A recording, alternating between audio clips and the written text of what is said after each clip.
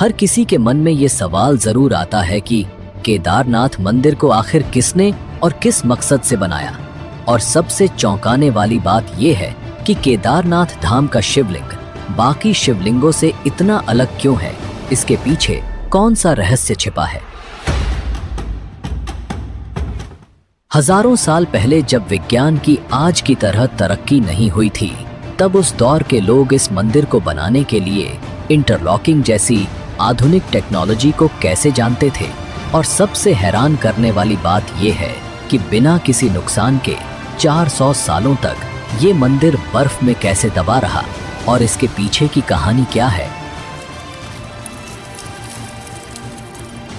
जब मंदिर के कपाट 6 महीने के लिए बंद हो जाते हैं, तब अंदर जलने वाला दीपक आखिर 6 महीने तक कैसे निरंतर जलता रहता है। और सबसे बड़ा सवाल, 2013 की बाढ़ के समय जब पूरा क्षेत्र तबाह हो गया था, तो मंदिर को बचाने के लिए पीछे से आई विशाल भीमशिला किसने रखी। क्या ये सब महज एक संयोग था या किसी दैवीय शक्ति का चमत्कार। इन सभी रहस्यमयी घटनाओं का जवाब ढूंढने के लिए हमारे साथ बने रहिए, क्योंकि इस डॉक्यूमेंट्री में हम आपको केदारनाथ धाम के अनसुने रहस्य आपको बताएंगे। ये वो रहस्य हैं जिनका जवाब शायद आज भी विज्ञान के पास नहीं है।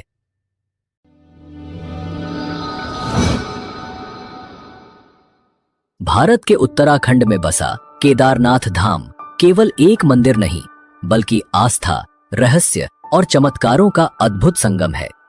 हिमालय की ऊंचाइयों में 12 ज्योतिर्लिंगों में से एक यह पवित्र स्थल सदियों से भक्तों को अपनी ओर खींचता आया है। पर क्या आप जानते हैं कि इस मंदिर के हर पत्थर के पीछे छिपी हैं अनगिनत कहानियां, जो केवल आस्था ही नहीं बल्कि चमत्कारों और विज्ञान से भी जुड़ी हैं।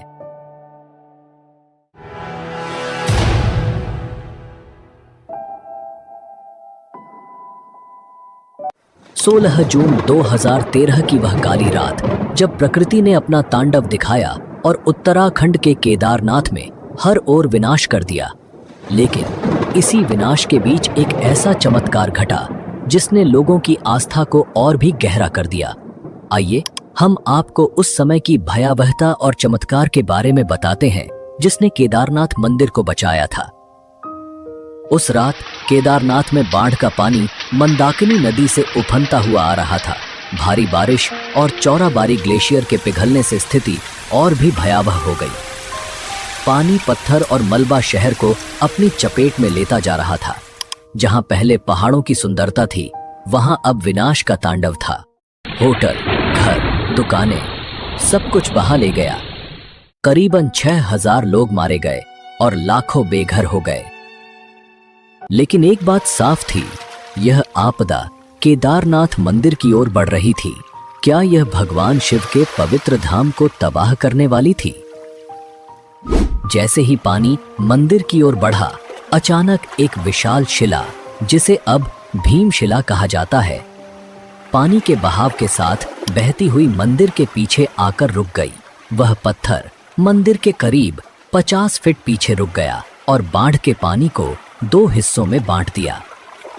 उस क्षण मानो भगवान शिव की स्वयं कृपा ने मंदिर को तबाही से बचा लिया। बाढ़ का सारा पानी भीमशिला से टकराकर मंदिर के दोनों ओर से बह गया। आसपास के सभी ढांचे बह गए, लेकिन मंदिर, शिव का यह पवित्र धाम, चमत्कारिक रूप से सुरक्षित बचा रहा। यह सिर्फ एक घटना नहीं थी, यह शिव के प्रति भक्तों की आस्था का जीवंत प्रमाण बन गया। इस विशाल शिला को स्थानीय लोगों ने भीमशिला का नाम दिया। महाभारत के वीर योद्धा भीम के नाम पर रखी गई यह शिला अब केदारनाथ धाम के चमत्कार की प्रतीक बन चुकी है। इसका नाम भीमशिला ही क्यों रखा गया और पांडव का केदारनाथ से क्या संबंध था, वो हम आगे बात करेंगे। लोगों का मानना है कि यह भगवान शिव की कृपा और महाभारत के भीम की शक्ति का प्रतीक है। आज भी भक्त इस शिला की पूजा करते हैं, इसे मंदिर के दर्शन का अभिन्न अंग मानते हैं। वैज्ञानिक भी इस घटना से हैरान रह गए।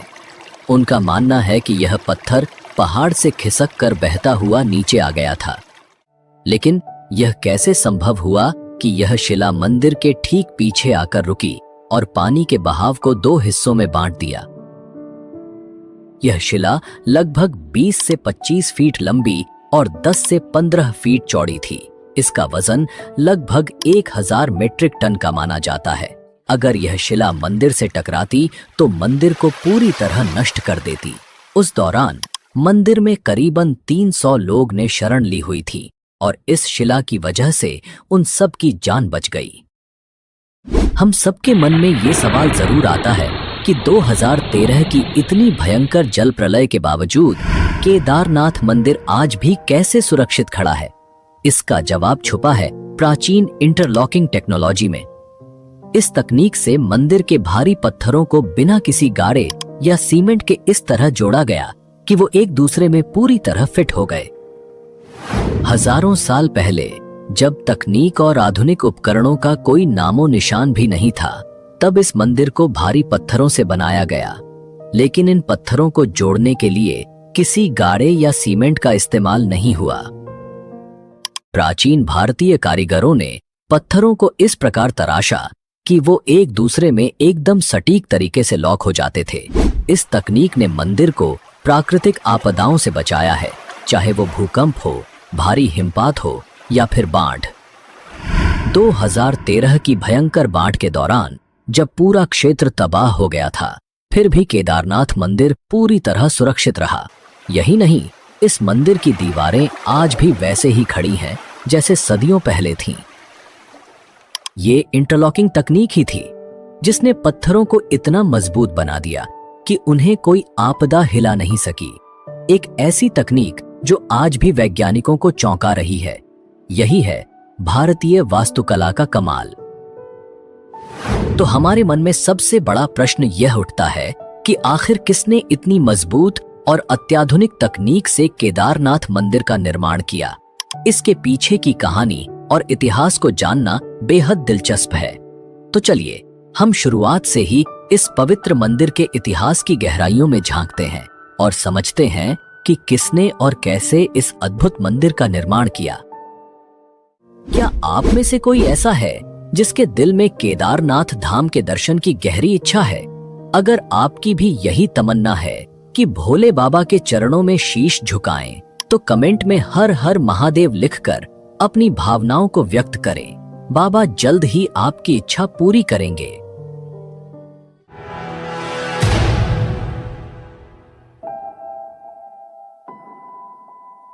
केदारनाथ मंदिर का निर्माण अत्यंत रहस्यमय और प्राचीन माना जाता है। यह मंदिर न केवल धार्मिक दृष्टि से महत्वपूर्ण है, बल्कि इसके निर्माण के साथ जुड़ी पौराणिक कथाएं इस स्थल को और भी अधिक अलौकिक और रहस्यमयी बनाती हैं। इसमें हम 3 कथा पर बात करेंगे, जिसमें सबसे प्रसिद्ध कथा है महाभारत की। तो आइए जानते हैं इस मंदिर के निर्माण के बारे में। धार्मिक ग्रंथों में वर्णित कथा के अनुसार महाभारत के युद्ध में विजय प्राप्त करने के बाद युधिष्ठिर को हस्तिनापुर का राजा घोषित किया गया। लगभग 4 दशकों तक उन्होंने हस्तिनापुर पर शासन किया। एक दिन पांडव भगवान श्री कृष्ण के साथ बैठकर महाभारत युद्ध की समीक्षा कर रहे थे। उस समय पांडवों ने श्री कृष्ण से कहा, हे नारायण, हम भाइयों पर अपने बंधु बांधवों और गुरुजनों की हत्या का कलंक है। इस कलंक को कैसे मिटाया जाए? श्री कृष्ण ने उत्तर दिया, भले ही तुमने युद्ध में विजय प्राप्त की हो, लेकिन तुमने अपने बंधु बांधवों का वध किया है और इसके कारण तुम पाप के भागी बने हो। इन पापों से मुक्ति सिर्फ महादेव ही दिला सकते हैं। इसलिए अब समय आ गया है कि तुम महादेव की शरण में जाओ। इसके बाद श्री कृष्ण द्वारका लौट गए और पांडव पापों से मुक्ति के लिए चिंतित रहने लगे। उसी दौरान पांडवों को खबर मिली कि भगवान श्री कृष्ण ने अपना देह त्याग दिया है। इस दुखद समाचार ने पांडवों को झकझोर दिया। अब जब उनके सदा के सहायक कृष्ण भी नहीं रहे, पांडवों ने अपने राज्य परीक्षित को सौंप दिया और द्रौपदी सहित भगवान शिव की तलाश में निकल पड़े। सबसे पहले पांडव काशी पहुंचे, लेकिन वहां भोलेनाथ के दर्शन नहीं हुए। वे कई अन्य स्थानों पर भी गए, परंतु जहां भी पांडव पहुंचते शिव जी वहां से चले जाते। इस खोज में वे एक दिन हिमालय तक आ पहुंचे। तब भगवान शिव ने पांडवों को आता देख नंदी का रूप धारण कर लिया और पशुओं के झुंड में चले गए। भगवान शिव को पाने के लिए भीम ने एक योजना बनाई। उन्होंने विशाल रूप धारण कर अपने पैर केदार पर्वत के दोनों ओर फैला दिए ताकि कोई भी पशु उनके पैरों के बीच से निकल सके। लेकिन नंदी रूपी भगवान शिव ने ऐसा नहीं किया। तभी भीम ने नंदी को पहचान लिया और पकड़ने का प्रयास किया, लेकिन शिव जी धरती में समाने लगे। भीम ने उनका पिछला हिस्सा पकड़ लिया। भगवान शिव पांडवों की भक्ति से प्रसन्न हुए और उन्हें दर्शन देकर उनके पापों से मुक्त कर दिया। तभी से भगवान शिव यहाँ नंदी की पीठ के रूप में पूजे जाते हैं। इसी वजह से केदारनाथ का शिवलिंग बाकी शिवलिंगों से अलग है। ऐसा कहा जाता है कि जब भगवान शिव ने पांडवों को उनके पापों से मुक्त किया और उनका प्रायश्चित स्वीकार किया, तब पांडवों ने केदारनाथ मंदिर का निर्माण करवाया। यह भी कहा जाता है कि भगवान शिव का शरीर पृथ्वी के अलग अलग हिस्सों में प्रकट हुआ, जिससे पंच केदार की उत्पत्ति हुई। भगवान शिव का मुख नेपाल के पशुपतिनाथ मंदिर में, भुजाएं तुंगनाथ में, मुख रुद्रनाथ में, नाभि मदमहेश्वर में और जटाएं कल्पेश्वर में प्रकट हुई। यही 5 स्थान पंच केदार के रूप में पूजित हैं। केदारनाथ को पंच केदार में सबसे प्रमुख माना जाता है, क्योंकि यहाँ भगवान शिव के पीठ रूप की पूजा की जाती है। अगर आप पंच केदार के बारे में एक विस्तृत डॉक्यूमेंट्री देखना चाहते हैं तो कमेंट में हमें जरूर बताएं। हम आपको अगली डॉक्यूमेंट्री में इस रहस्यमयी यात्रा पर जरूर ले चलेंगे। केदारनाथ मंदिर निर्माण का दूसरा सबसे पुराना और महत्वपूर्ण पौराणिक संदर्भ भगवान विष्णु के अवतार नर नारायण ऋषि की तपस्या से जुड़ा हुआ है।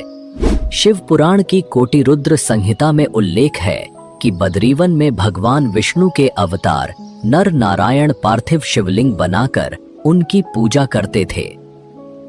कहते हैं कि नर नारायण की घोर तपस्या से प्रसन्न होकर भगवान शिव उनके सामने प्रकट हुए और उनसे वरदान मांगने को कहा। नर नारायण ने भगवान शिव से प्रार्थना की कि वे इस पवित्र स्थान पर सदैव ज्योतिर्लिंग के रूप में निवास करें ताकि सभी भक्त उन्हें साक्षात देख सकें। भगवान शिव ने यह वरदान स्वीकार किया और तब से यहाँ उनकी पूजा ज्योतिर्लिंग के रूप में होती है। इस कथा के अनुसार केदारनाथ का ज्योतिर्लिंग भगवान शिव का एक महत्वपूर्ण रूप है, जो नर नारायण की तपस्या के कारण स्थापित हुआ। यह स्थान शिव और विष्णु की अद्वितीय एकता का प्रतीक है, जहां शिव जी केदारनाथ में ज्योतिर्लिंग के रूप में और विष्णु जी बद्रीनाथ धाम में विराजमान हैं। कहा जाता है कि 8वीं शताब्दी में आदि शंकराचार्य ने केदारनाथ मंदिर का पुनर्निर्माण करवाया और हिंदू धर्म के पुनर्जागरण में महत्वपूर्ण भूमिका निभाई। उन्होंने केदारनाथ मंदिर में ज्योतिर्लिंग की स्थापना की और इस मंदिर को एक प्रमुख तीर्थ स्थल के रूप में स्थापित किया। आदि शंकराचार्य ने केदारनाथ में अपने अंतिम दिन बिताए और यहीं पर उन्होंने मोक्ष प्राप्त किया। उनकी समाधि आज भी केदारनाथ मंदिर के पीछे स्थित है, जहां भक्त उनकी पूजा और स्मरण करते हैं।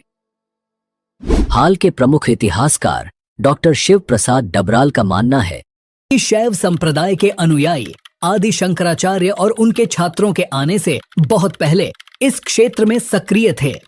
इस मान्यता के आधार पर यह संभव है कि मंदिर की प्राचीनता को सटीक रूप से निर्धारित करना मुश्किल हो, खासकर जब पाली या ब्राह्मी भाषा में लिखी गई लिपि को अब तक पूरी तरह पढ़ा नहीं जा सका है।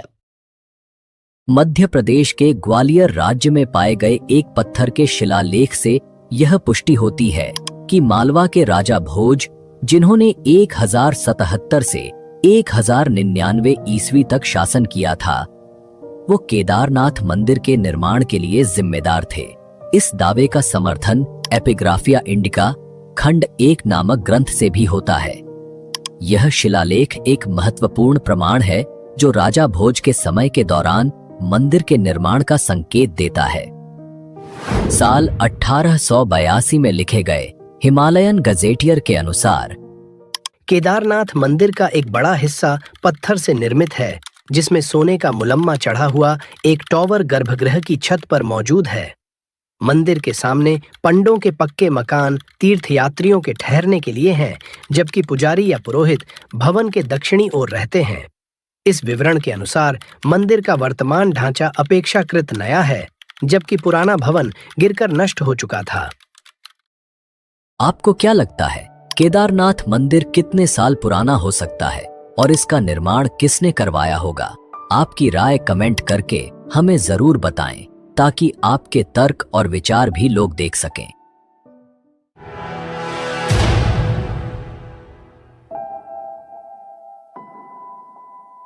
अब हम आपको एक ऐसे अध्याय में लेकर जा रहे हैं जो आपको हैरान कर देगा। यह केदारनाथ धाम के इतिहास का वो हिस्सा है जब यह भव्य मंदिर 400 साल तक बर्फ में दबा रहा और फिर भी सुरक्षित बचा रहा। यह कैसे संभव हुआ? क्या यह भगवान शिव की कृपा थी या प्रकृति के अद्भुत विज्ञान का चमत्कार? इस रहस्य को समझने के लिए हमें इतिहास के पन्नों में और गहरे उतरना होगा।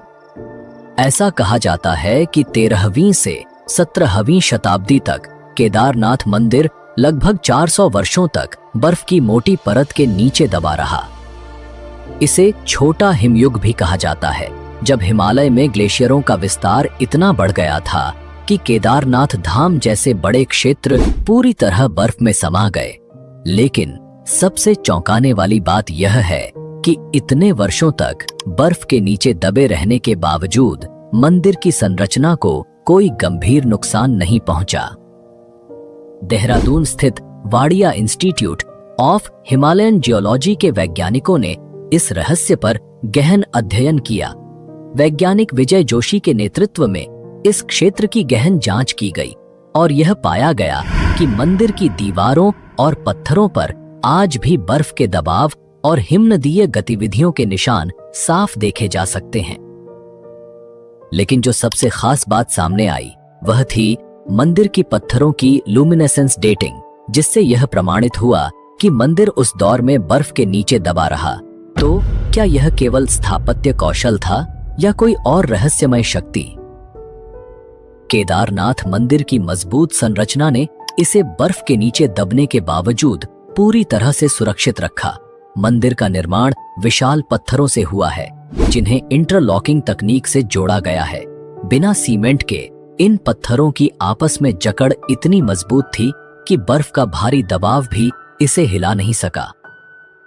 दोस्तों, अगर आपको हमारी वीडियो पसंद आ रही है तो अभी लाइक करें और चैनल को सब्सक्राइब करना न भूलें।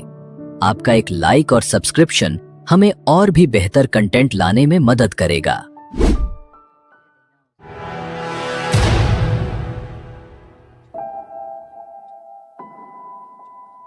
अब हम आपको एक ऐसे रहस्य से परिचित कराने जा रहे हैं जिसने आधुनिक वैज्ञानिकों को भी हैरान कर दिया है।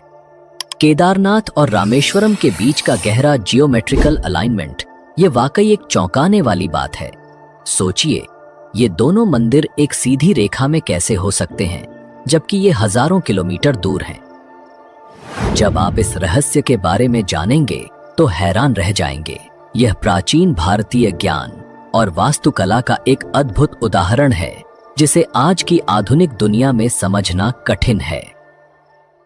क्या आपने कभी सोचा है कि केदारनाथ और रामेश्वरम जैसे दूरस्थ मंदिर कैसे एक ही रेखा पर हो सकते हैं?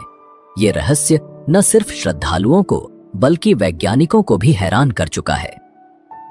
उत्तराखंड के केदारनाथ और दक्षिण भारत के रामेश्वरम ज्योतिर्लिंग 79 डिग्री देशांतर रेखा पर स्थित है। लेकिन यही नहीं, इनके बीच 5 और शिव मंदिर हैं जो सृष्टि के पंच तत्वों जल, वायु, अग्नि, आकाश और धरती का प्रतिनिधित्व करते हैं। अब सोचिए, हजारों साल पहले जब उपग्रह तकनीक या जीपीएस जैसी कोई आधुनिक तकनीक नहीं थी, तब भी हमारे प्राचीन वास्तुकारों ने इतनी सटीकता से इन मंदिरों को एक सीध रेखा में कैसे स्थापित किया।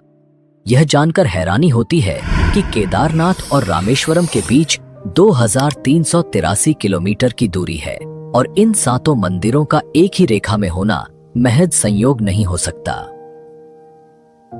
इन मंदिरों की स्थापना 1500 से 2000 साल पहले हुई थी और वैज्ञानिक दृष्टिकोण से ये एक अद्भुत ज्योमेट्रिकल अलाइनमेंट का हिस्सा है। यह सिर्फ धार्मिक नहीं बल्कि ब्रह्मांडीय संतुलन की भी एक झलक देता है। ये इस बात का प्रमाण है कि हमारे पूर्वजों के पास गहरे वास्तुकला और भूगोल का ज्ञान था। अब आइए इस अद्भुत 79 डिग्री देशांतर रेखा के बारे में बात करें। इस रेखा पर केदारनाथ और रामेश्वरम के बीच 5 और महत्वपूर्ण मंदिर स्थित हैं। कालेश्वर, श्रीकालाहस्ती, एकम्बरेश्वर, अरुणाचलेश्वर और चिदंबरम मंदिर। यह सोचने पर मजबूर कर देता है कि कैसे प्राचीन वास्तुकारों ने बिना किसी आधुनिक तकनीक के यह सब किया। उज्जैन के महर्षि पाणिनि संस्कृत विश्वविद्यालय के प्रोफेसर डॉक्टर उपेंद्र भार्गव का भी यही कहना है। यह तथ्य सही है कि ये मंदिर 79 डिग्री देशांतर पर स्थित हैं। हालांकि इनकी स्थापना अलग अलग समय पर हुई, इसलिए यह कहना कठिन है कि इन्हें किसी विशेष जियोमेट्रिकल अलाइनमेंट के तहत बनाया गया था। लेकिन एक बात निश्चित है, इन मंदिरों की स्थापना में अक्षांश और देशांतर का पूरा ध्यान रखा गया था और वास्तु सिद्धांतों का सटीक पालन किया गया है। ये रहस्य आज भी बना हुआ है, जो हमें प्राचीन भारतीय ज्ञान और विज्ञान की गहराई से रूबरू कराता है। ऐसे में क्या आप भी सोच रहे हैं कि यह सब कैसे संभव हुआ? क्या यह महज संयोग है या प्राचीन ज्ञान का कोई अदृश्य सूत्र? यह सवाल हम सभी को सोचने पर मजबूर करता है। क्या आपको पता है कि विमान का कॉन्सेप्ट प्राचीन भारतीय शास्त्रों में मिलता है और आज भी लोग इसका उपयोग करते हैं? अगर आपको भी ऐसी प्राचीन भारतीय टेक्नोलॉजी के बारे में पता है तो कमेंट में जरूर बताएं। इससे दूसरे लोग भी हमारी प्राचीन तकनीक के बारे में जान सकेंगे।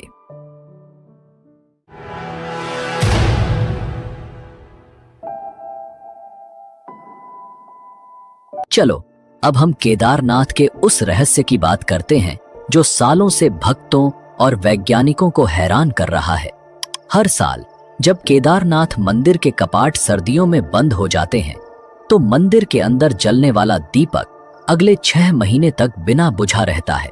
ये कैसे संभव है जबकि कोई भी व्यक्ति वहां मौजूद नहीं होता? और इतना ही नहीं, जब मंदिर के कपाट बंद होते हैं तो सवाल ये उठता है कि इस दौरान शिवलिंग की पूजा कौन करता है?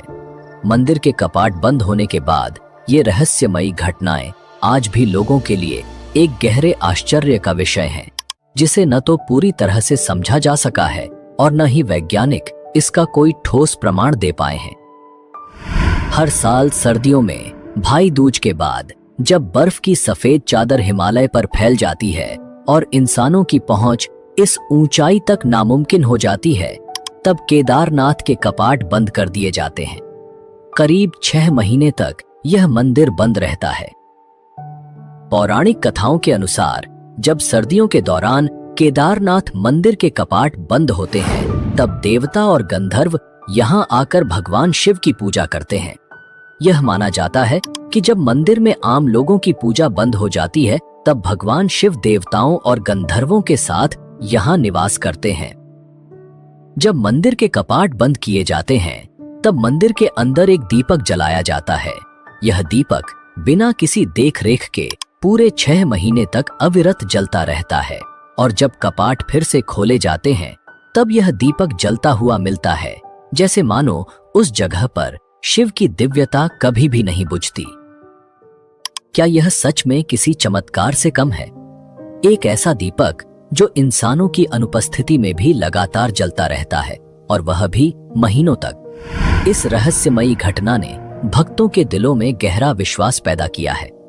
लिए यह इस बात का प्रमाण है कि भगवान शिव की उपस्थिति यहाँ हर समय बनी रहती है और जब इंसान दूर होते हैं तब भी यह धाम खाली नहीं होता, क्योंकि देवताओं का आगमन होता है। वैज्ञानिक दृष्टिकोण से 6 महीने तक जलने वाला दीपक और मंदिर की स्वच्छता अभी भी एक रहस्य है। कैसे संभव है कि इतने लंबे समय तक कोई दीपक बिना किसी बाहरी मदद के जलता रहे और कपाट खुलने के बाद मंदिर की सफाई और व्यवस्था ज्यों की त्यों मिलती है, मानो कोई वहां नियमित पूजा करता रहा हो। वैज्ञानिक अभी भी इस घटना को पूरी तरह से समझने में असमर्थ हैं।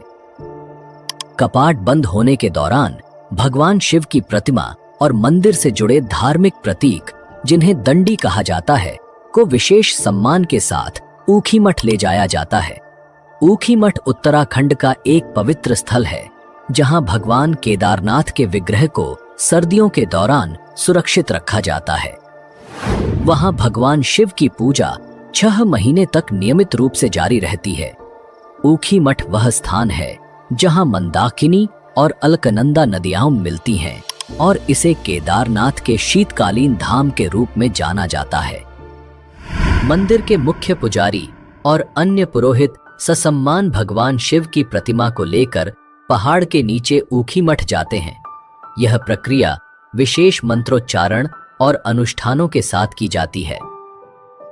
केदारनाथ मंदिर की पूजा व्यवस्था बहुत ही विशेष और प्राचीन परंपराओं से जुड़ी हुई है। इस मंदिर में पूजा का संचालन विशेष रूप से कर्नाटक के वीराशैव जंगम समुदाय के पुजारियों द्वारा किया जाता है, जिन्हें रावल कहा जाता है। रावल पुजारी यहाँ के मुख्य पुजारी होते हैं और भगवान शिव के सभी अनुष्ठानों का संचालन करते हैं। यह परंपरा सदियों पुरानी है और पीढ़ी दर पीढ़ी चली आ रही है। रावल पुजारी कर्नाटक के इसी समुदाय से चुने जाते हैं और उनके परिवार के लोग ही इस विशेष भूमिका को निभाते हैं। खास बात यह है कि केदारनाथ मंदिर के सभी प्रमुख अनुष्ठान कन्नड़ भाषा में ही संपन्न होते हैं। यह परंपरा प्राचीन काल से चली आ रही है और आज भी इसका पूरी श्रद्धा और विधि से पालन किया जाता है। पुराणों में एक और रहस्य बताया गया है कि एक दिन केदारनाथ और बद्रीनाथ लुप्त हो जाएंगे। माना जाता है कि जब नर और नारायण पर्वत आपस में मिल जाएंगे, तब इन दोनों धामों का मार्ग पूरी तरह बंद हो जाएगा और भक्त इन धामों के दर्शन नहीं कर पाएंगे। इसके बाद भविष्य में भविष्य बद्री और भविष्य केदार नामक नए तीर्थ स्थलों का उद्गम होगा। यह भविष्यवाणी हिंदू धर्म ग्रंथों में वर्णित है और इसे एक दिव्य संकेत के रूप में देखा जाता है। धार्मिक मान्यताओं के अनुसार यह घटना आने वाले युगों में घटित होगी और इससे भक्तों को नए तीर्थ स्थलों के दर्शन करने का अवसर मिलेगा। तो यह था केदारनाथ मंदिर का वह रहस्य, भीमशिला का चमत्कार, मंदिर का अलौकिक निर्माण, 400 साल तक बर्फ में दबे रहना, देवताओं और गंधर्वों की पूजा, 6 महीने तक अविरत जलने वाला दीपक और भक्तों की अटूट आस्था। ये सब सिर्फ एक धार्मिक कथा नहीं है, बल्कि उस अलौकिक शक्ति का प्रतीक है जो भगवान शिव के इस पवित्र धाम को अनंत काल तक पावन बनाए रखती है। यह मंदिर हमें एक ओर वैज्ञानिक रहस्यों से हैरान करता है, तो दूसरी ओर हमारी आस्था को और भी मजबूत बनाता है। अगर आपको ये डॉक्यूमेंट्री पसंद आई हो तो हमें कमेंट में अपना फीडबैक जरूर बताएं, और अगर आपने चैनल को अभी तक सब्सक्राइब नहीं किया है तो जल्दी से कर लीजिए, ताकि ऐसी ही रोचक और रहस्यमयी डॉक्यूमेंट्री आपको मिलती रहे। मिलते हैं अगली डॉक्यूमेंट्री में, तब तक के लिए धन्यवाद। जय हिंद, जय भारत।